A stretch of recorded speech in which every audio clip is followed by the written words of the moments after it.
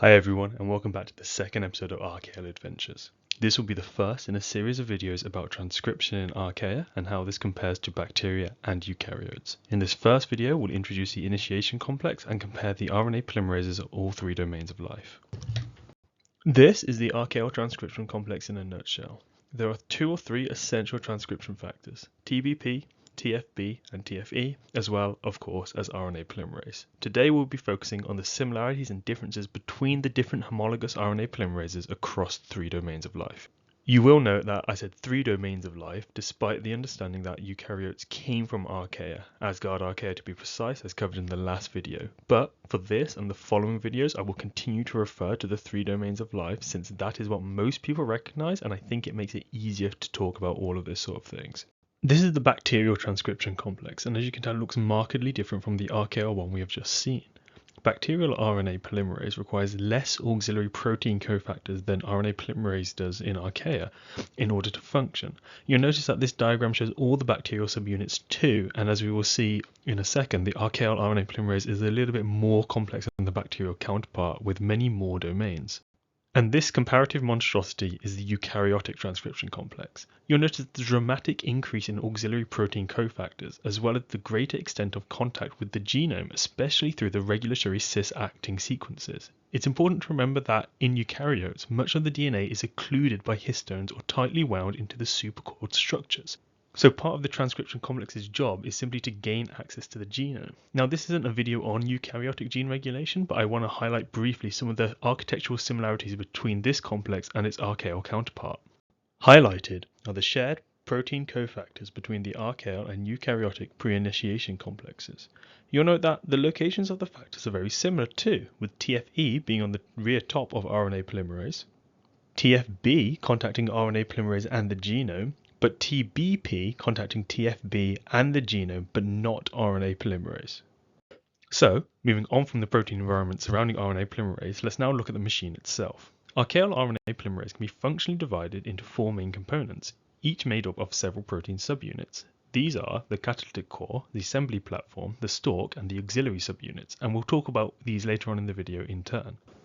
There are also two protein cofactors that are unique to Archaea but only exist within certain Archaeal species. So this is RPO8, the green one in this diagram, which is only found in certain members of the tax superphylum and Asgard Archaea, while RPO13, the orange one in this diagram, is unique to the Sulfolobase order within the Cren Archaeota phylum.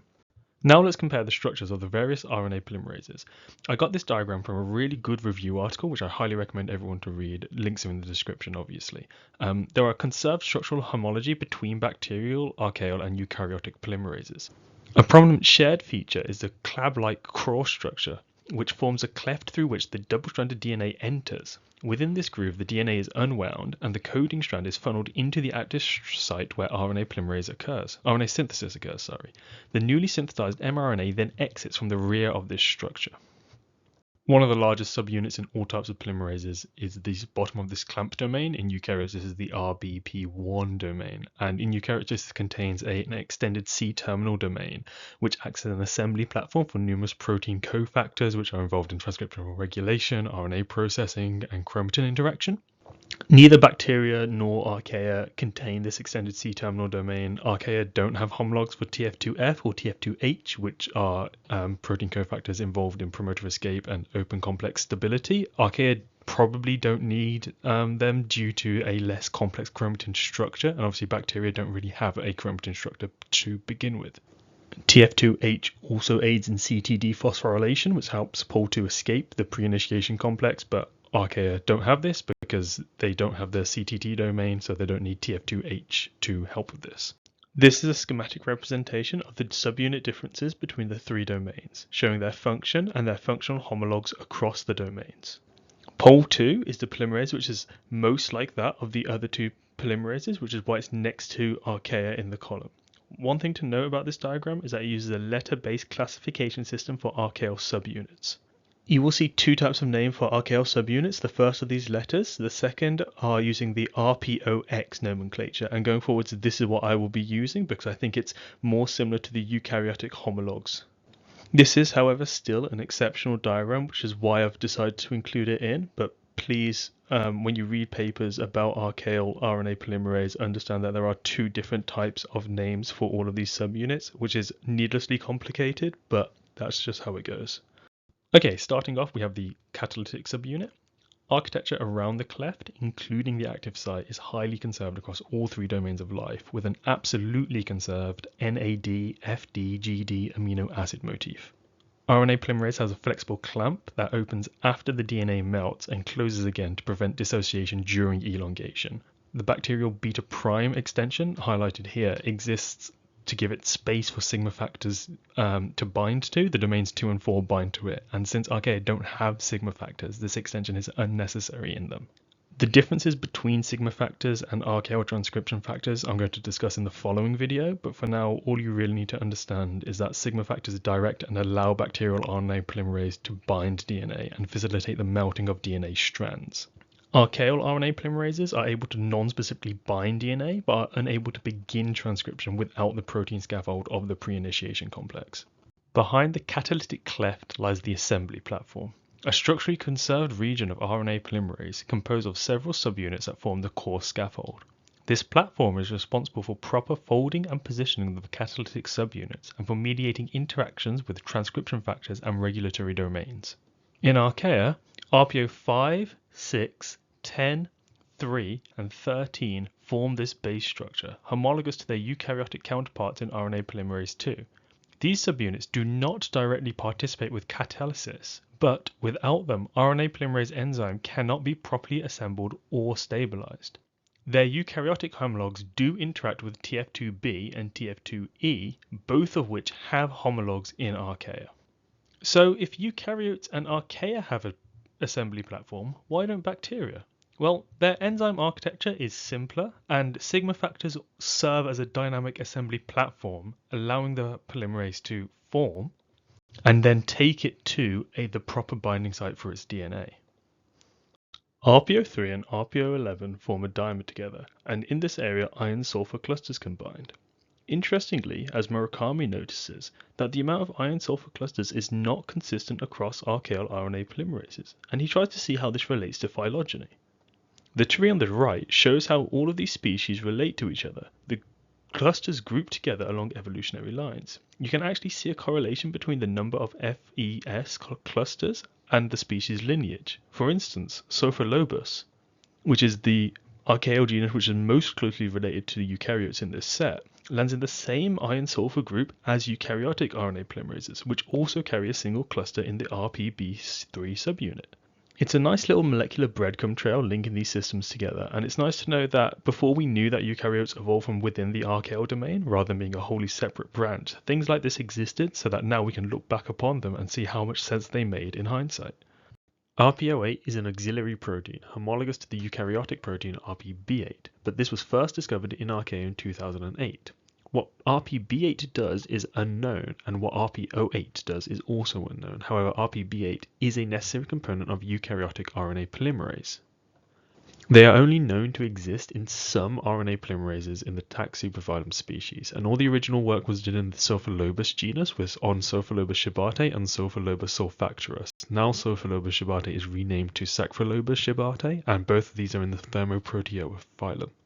There is only a 14% sequence homology between RPO8 and RPB8, however there is a remarkably similar structure, sharing 112 alpha carbon equivalences out of 114, with an RMSD value of only 2.9 angstroms. What this means is that the 3D structures of RPO8 and RPB8 are very similar.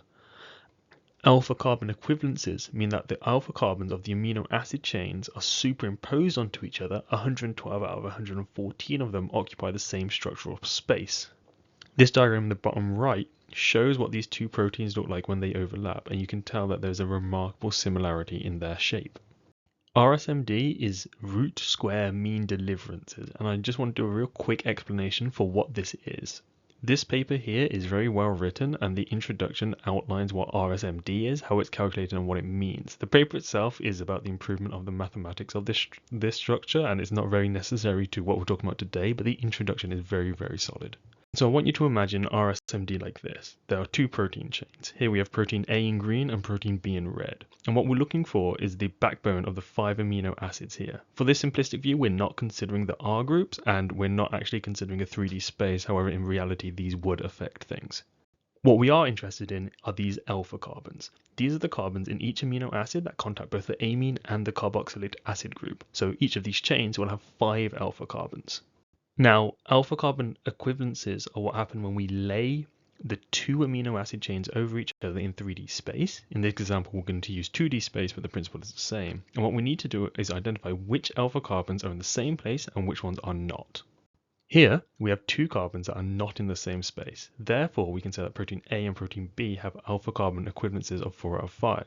For RSMD, the principle is the same, but the mathematics involves the distance between the nuclei of all alpha carbon atoms in the structure. So now when we look to where the arrow is, we can see that these carbons do not nicely fit over each other. And when we do RSMD, this distance is measured and used to calculate RSMD.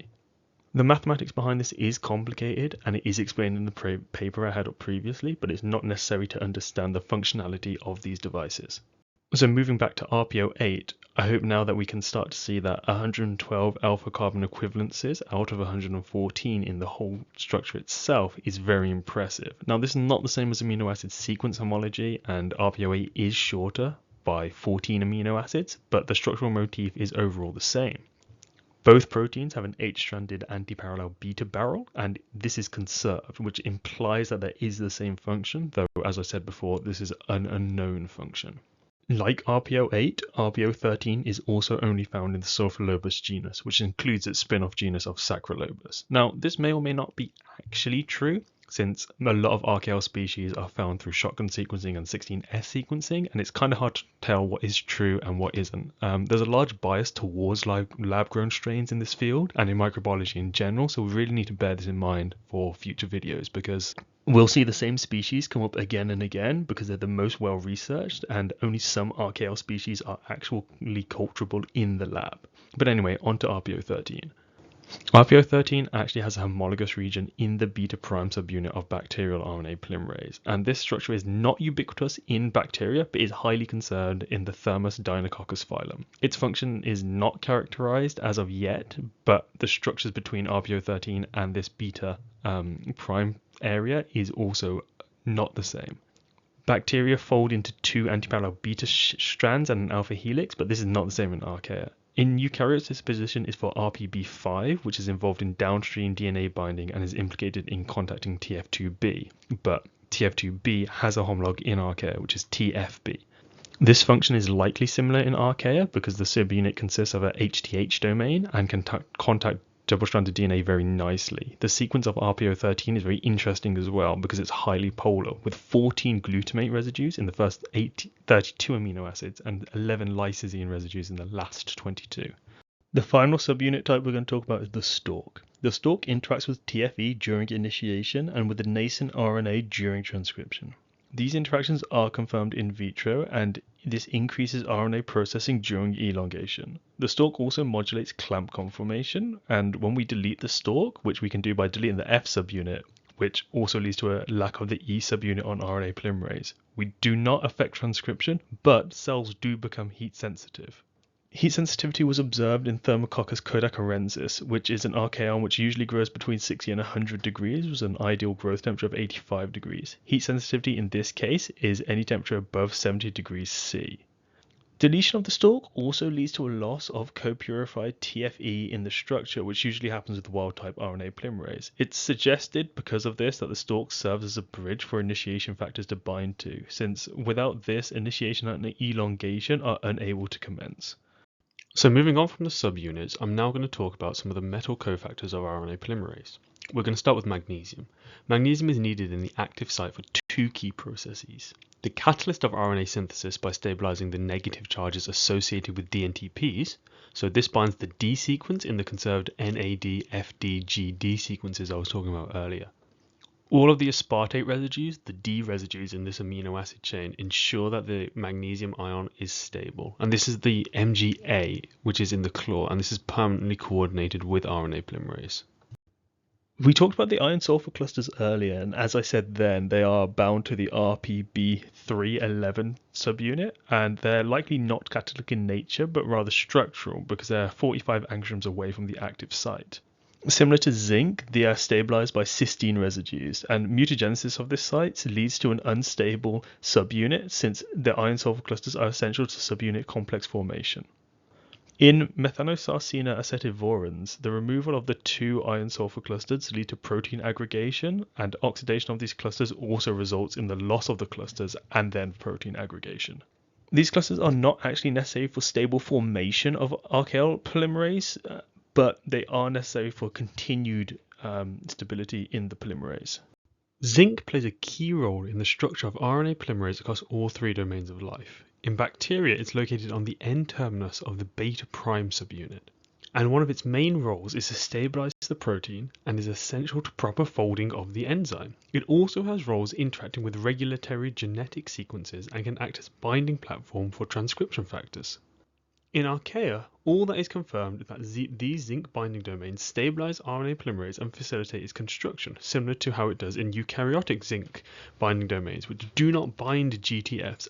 But the question is now, are Archaeal RNA polymerases more similar to bacteria or to eukaryotes? Well, in structure, for sure, they're more similar to eukaryotes, but as we will go to see in a later episode, the regulation of these genetic structures in Archaea is more similar to that as it is in bacteria.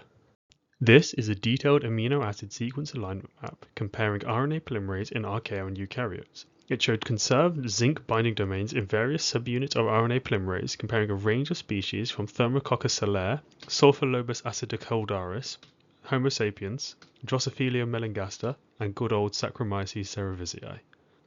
In some species, these loops are short and tight, and in others they are longer. This variation allows the zinc binding domain to adapt to the shape of their protein subunits and ensuring that they can meet all of their contact points with the zinc.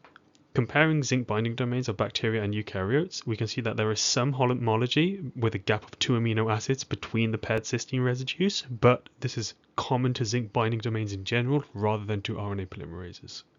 So this is ever so slightly outside of the real scope of this video, but I came across this paper in the top left during some reading, and the authors offhandedly mentioned that all Archaeal RNA polymerases were resistant to rifampicin and streptozotocin. So naturally I did some digging. This diagram here shows the beta prime subunit in bacterial RNA polymerase, E. coli in this case, with the grey boxes being regions that are conserved in all RNA polymerases, and the red boxes being where rifampicin resistant mutations crop up. I really like this diagram because without straining our minds to look at 3D structures and compare stoichiometry, we can look at something more simple and understand the places where rifampicin bind are not the same places that Archaea have, and therefore we understand why they're naturally resistant. A question that I sort of come up with from this, although I don't have an answer to it, is does the administration of antibiotics to patients increase the amount of Methanobacter smithii in the guts of these patients, and sort of what are the knock-on effects of this? And we will go on to explore topics such as this in later videos. Streptolide targets conserved regions in bacterial RNA polymerase bridge helix environments, which is a part of the catalytic site. In bacteria, this is a conserved TRGV region, but Archaea do not have that. In bacteria, this region is highly structured, but in Archaea it's disordered. In the diagram from the paper linked below, we can see a single amino acid change that gives resistance across a range of bacteria. In human RNA polymerases, there are very little similar amino acids in these regions, and since Archaeal and human RNA polymerases are more similar to each other than they are to bacterial RNA polymerases, this sort of gives an indication of why Archaea are resistant. So, eukaryotes have several polymerases. PolI, PolII, PolIII are across the domain, and PolIV and 5 are present in plants. So the question is, do Archaea have any alternative polymerases? Well, the short answer is no. The long answer is we're not sure because we haven't sequenced all of the Archaea, but the short answer currently is no. Viral interactions with RNA polymerase are known across the tree of life, since viruses co-opt cellular machinery for their own gain and leave their host worse for wear. In Archaea, as we will see in the phage video, this is no different. During my research for this video, I stumbled across this really cool paper, and in it they show that this Archaeal phage, ATV, has a protein called RIP within its virion. This protein binds to RNA polymerase and renders it completely inert, being unable to form pre-initiation complexes, begin productive initiation, and even to continue elongation. It binds within the RPO1 subunit itself, partially within the clamp domain. But this also means that viral genetic material cannot be replicated. So why does ATV even do this? Well, in the discussion, the authors posit that RIP is used almost like a genetic smokescreen, buying time for the phage to integrate itself within the host genome before the host even know what's going on. Again, it's a super cool paper. I would recommend people to read it, and there'll be more on this in the Archaeal phage video, which is upcoming. Okay, stay tuned for the next video where we'll be talking more about the transcription complex itself, the transcription factors which bind to Archaeal RNA Polymerase and how these differ between Archaea eukaryotes and bacteria, and as well as the chromatin structure around archaeal genes, because this is a lot more similar to eukaryotes than it is to bacteria. These are just a highlight of some really cool papers that I read during this, and a lot of these are review articles, but they have a really nice overview of what archaeal transcription is like and the difference between that and bacterial and eukaryotic ones. This is really, really interesting stuff. A lot of what's in here covers RNA polymerase and the transcription factors, but the next video, as I said, will be about the transcription factors, so you can stay tuned for that. Anyway guys, thanks so much for watching this video on the Archaeal transcription complex and RNA polymerase. Like and subscribe for more. The next video will be coming within the next month. Follow me on Blue Sky and please send me a DM if you've got any questions or interest in anything that I talk about. Thank you so much.